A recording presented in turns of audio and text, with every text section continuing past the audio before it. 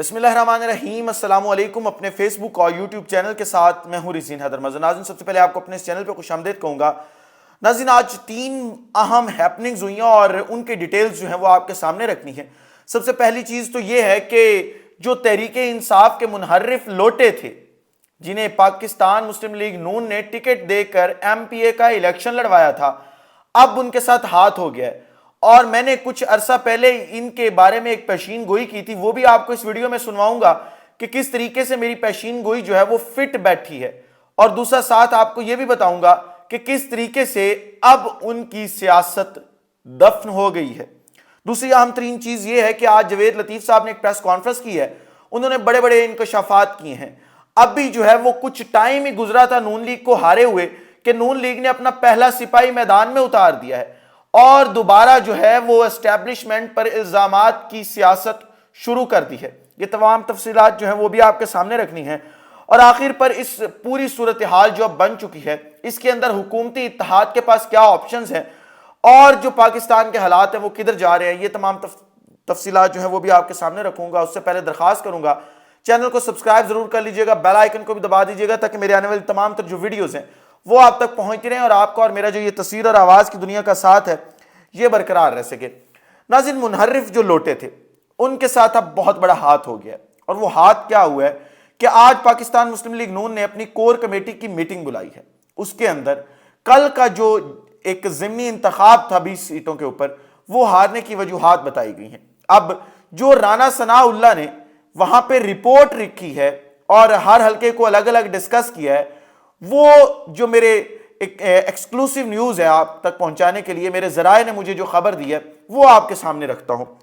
جو رانا ثناء اللہ صاحب ہے، انہوں نے کہا ہے کہ جی ہماری سب سے پہلی غلطی یہ تھی کہ ہم نے ان 20 حلقوں پہ پاکستان تحریک انصاف کے لوٹوں کو ٹکٹ دیا۔ ہمیں ان لوٹوں کو کبھی بھی ٹکٹ نہیں دینا چاہیے تھا۔ یعنی آج اس میٹنگ کے اندر یہ چیز کلیئر ہو گئی، اور وہاں پہ یہ بھی بات ہوئی کہ جی ہمارا جو وہاں کا پارٹی ورکر ہے ان حلقوں کا، یا ہمارے جو پہلے وہاں پہ امیدواران ہیں، اس سے وہ ناراض ہوئے ہیں، اس سے ہمارا پارٹی ورکر جو ہے وہ ناراض ہوا ہے، اور اس نے یہ بات ایکسپٹ نہیں کی کہ ہم نے پاکستان تحریک انصاف کے لوٹوں کو جو ہے وہ ٹکٹ دیا ہے۔ اور لوٹوں کے بارے میں پہلے بھی عوام میں شدید غم و غصہ تھا، جس وجہ سے ہم یہ انتخاب جو ہے وہ بہت بری طرح سے ہار گئے۔ اب اس پوری صورتحال کے اندر چیز کلیئر کیا ہوتی ہے، وہ یہ ہے کہ اگلے الیکشن میں جو انشاءاللہ اکتوبر میں ہو جائے گا، جنرل الیکشنز جو ہوگا ہمارا، اس میں وہ جو نیشنل اسمبلی کے لوٹے تھے، قومی اسمبلی والے، یاد ہوں گے آپ کو، وہ تمام چہرے آپ کو یاد ہوں گے، ان کو بھی ٹکٹ نہیں ملنے والا پاکستان مسلم لیگ نون کی طرف سے۔ وہ جو امید لگا کے بیٹھے تھے، اس وقت موجودہ اپوزیشن لیڈر جو امید لگا کے بیٹھا تھا کہ اگلا الیکشن میں نون لیگ کے ٹکٹ سے لڑوں گا، اب اس کا مطلب ہے کہ نون لیگ یہ فیصلہ کر چکی ہے کہ ان لوٹوں کو ٹکٹ نہیں دیا جائے گا۔ دوسرا، جو ایم پی اے کے شپ کے یہ لوگ تھے، ان کو ایک دفعہ تو ٹکٹ دے دیا گیا، اب دوبارہ اگلے جنرل الیکشن میں انہیں بھی ٹکٹ نہیں دیا جائے گا۔ اب پاکستان تحریک انصاف بھی انہیں قبول نہیں کرے گی، نون لیگ بھی انہیں قبول نہیں کر رہی۔ وہ ایک کہاوت آپ کو مشہور ہوگی کہ دھوبی کا کتا نہ گھر کا نہ گھاٹ کا، اور اس وقت یہ صورتحال، یہ جو منحرف اراکین ہیں، ان پہ فٹ بیٹھتی ہوئی نظر آ رہی ہے کہ نہ یہ ادھر کے رہے ہیں نہ یہ ادھر کے رہے ہیں۔ اب آزاد حیثیت سے لڑتے رہیں الیکشن، اور آزاد حیثیت سے کتنا ایک جیت لیں گے، کتنی ایک سیاست جو ہے وہ بچا لیں گے۔ کل 17 جولائی کو پاکستان کی عوام نے پنجاب کے لوٹوں کی سیاست مکمل طور پر دفن کر دیا ہے، اور جو قومی اسمبلی کے لوٹے تھے انہیں بھی پیغام دیا ہے کہ خبردار حلقوں میں مت آنا، اگر حلقوں میں آؤ گے تو ہم تمہارا بھی یہی حال کریں گے جو ہم نے ان لوٹوں کا کیا ہے۔ دوسری عام ترین خبر جو ہے وہ جاوید لطیف صاحب کے پریس کانفرنس سے ہے کہ انہوں نے کہا کہ تحریک عدم اعتماد کے پیچھے کون تھا۔ یہ سوالات دوبارہ اٹھ کھڑے ہوئے ہیں۔ آپ کو ارشد شریف صاحب کا وہ ویلاگ یاد ہوگا جس کے اندر ارشد شریف صاحب نے کہا تھا کہ وہ کون تھا، اور اس وہ کون تھا ویلاگ کے اوپر بہت سارے صحافیوں کی طرف سے تنقید بھی کی گئی تھی۔ اب وہ کون تھا، جاوید لطیف صاحب بتا رہے ہیں وہ کون تھا۔ اب سوال پیدا ہوتا ہے، جس نے کہا تھا ریجیم چینج آپریشن کرو، وہ کون تھا جس نے کہا تھا کہ حکومت سنبھال لو، خان کو گھر بھیجو، وہ کون تھا جس نے جا کے نواز شریف کو لنڈن میں منایا تھا؟ نواز شریف صاحب تو نہیں مان رہے تھے، نواز شریف صاحب تو کہہ رہے تھے کہ نہیں ہم نے یہ حکومت نہیں لینی، یہ گند جو ہے، یہ مہنگائی جو ہے یہ خان صاحب کے حصے میں ڈال دو۔ لیکن وہ کون تھا جو لنڈن گیا تھا اور لنڈن جا کے اس نے نواز شریف کو منایا تھا یہ حکومت لینے پہ؟ اور وہ کون تھا جس نے ڈرایا تھا نواز شریف کو اور پاکستان مسلم لیگ نون کو اور آصف زرداری کو کہ حکومت گرا دو اور حکومت سنبھال لو؟ نہیں سنبھالو گے تو یہ عمران خان جو ہے یہ فیض حمید کو لے آئے گا۔ پھر وہیں پہ بات آ گئی فیضوفوبیا کے اوپر، یہی بات تھی نا، اور یہ فیض حمید کو لے آئے گا۔ فیض حمید آ گیا تو اگلے 10 سال خان کے پکے، اگلا الیکشن 2/3 میجورٹی سے بھی زیادہ سیٹوں کے ساتھ خان کا پکا، اور پھر یہ دونوں مل کے اننگز کھیلیں گے۔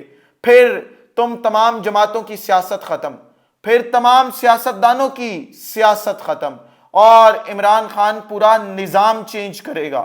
عمران خان پاکستان میں اسلامی صدارتی نظام لے آئے گا، اور پھر جو ہے وہ ججز بھی اپنی مرضی سے لگائے گا، اور پاکستان کے اندر شاید شریعت نافذ کر دے۔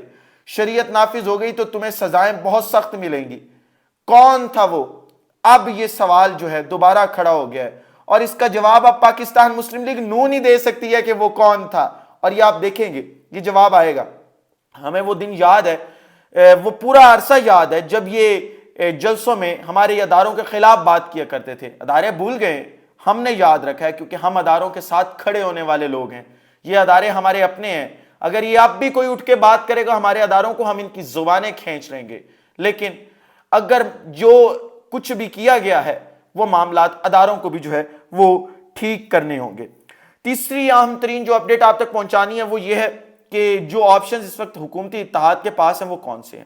سب سے پہلا آپشن جو ہے وہ یہ ہے کہ جو پنجاب ہے وہ خان کو دے دیا جائے، اور وفاق کے اندر جو ہے وہ ڈی چوک سے لے کے اور 12 کہو تک کی حکومت سنبھال لی جائے، یا جو وزیر اعظم رہ جائیں گے شہباز شریف صاحب، وہ بلکہ اب بھی جو ہے وہ اتنے ہی ایریے کے رہ گئے ہیں کہ ڈی چوک سے شروع ہوتے ہیں اور 12 کہو یا انٹرچینج سے پہلے ختم ہو جاتے ہیں، اور انٹرچینج تو سچ یاد ہے پنڈی کی اندر حدود میں یا اٹک کی یا ادھر پنجاب کی حدود میں آتا ہے، اسلام آباد کی تو حدود میں اب آتا ہی نہیں ہے کیونکہ یہ امپورٹڈ حکومت خود یہ کارنامہ کر چکی ہے عمران ریاض خان کیس کے اندر۔ تو یا تو یہ حکومت سنبھال لی جائے اور پنجاب کی حکومت جو ہے وہ عمران خان کو واپس دے دی جائے، کیونکہ اب دوسرا کوئی راستہ ہے۔ دوسرا آپشن، اسمبلیاں تحلیل کر دی جائیں اور الیکشن کروا دیا جائے۔ اب اگر الیکشن کروائیں گے تو وہ فیضوفوبیا پھر کھڑا ہے، اور یہ ڈریں گے دوبارہ کہ عمران خان اقتدار میں آئے گا، فیض حمید کو دوبارہ لے کے آئے گا اور پھر یہ اننگز کھیلیں گے۔ وہ خوف ابھی ان کے سر پر باقی ہے، اس لیے یہ اس آپشن کی طرف سب سے آخر پر جائیں گے۔ تیسرا آپشن یہ ہے کہ زرداری صاحب کے حوالے حکومت کر دی جائے اور انہیں کہا جائے کہ آپ چلائیں۔ زرداری صاحب زیادہ سے زیادہ کتنا گندہ ہو جائیں گے؟ وہ جتنا بھی گندہ ہوں گے وہ سندھ پھر بھی نکال لینا ہے انہوں نے سندھ کے اندر سیاست اپنی پھر بھی بچا لینی ہے۔ اس لیے یہ بال جو ہے وہ اب زرداری صاحب کے کورٹ میں بھی ڈالی جا سکتی ہے، اور یہی 3 آپشنز ہیں جن کے اوپر جو ہے وہ حکومت سوچ رہی ہے، اور حالات جو ہے وہ اب مجھے تو الیکشنز کی طرف جاتے ہوئے نظر آ رہے ہیں۔ اگلے ویلاگ سے اتنا ہی، اگلے ویلاگ میں دوبارہ ملاقات ہوتی ہے۔ مجھے اجازت دیجیے، اللہ حافظ ناصر، پاکستان زندہ باد۔